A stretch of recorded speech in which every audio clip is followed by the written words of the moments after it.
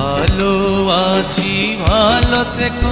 ৩০ বছর পর ফের খোঁড়া হবে বাংলা চলচ্চিত্রের কিংবদন্তি নায়ক সালমান শাহের কবর। ১৯৯৬ সালে ৬ সেপ্টেম্বর রহস্যজনকভাবে মারা যান এই জনপ্রিয় অভিনেতা। তখন তার মৃত্যু অপমৃত্যু হিসেবে নথিভুক্ত হলেও দীর্ঘদিন ধরে তার মৃত্যু নিয়ে নানা প্রশ্ন ও বিতর্ক ছিল। তবে আদালতের নির্দেশে তার মরদেহ কবর থেকে উত্তোলন করে পুনরায় ময়নাতদন্তের সিদ্ধান্ত নেওয়া হয়েছে।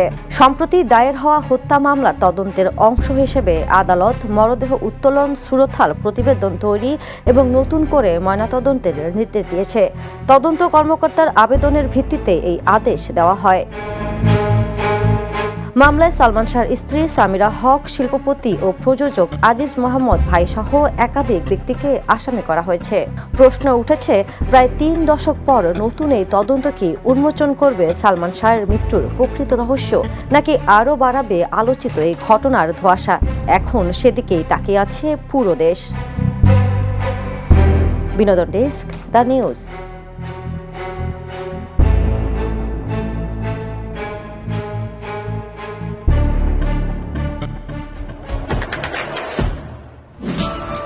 দেশে দেশে সবার সাথে দ্য নিউজ।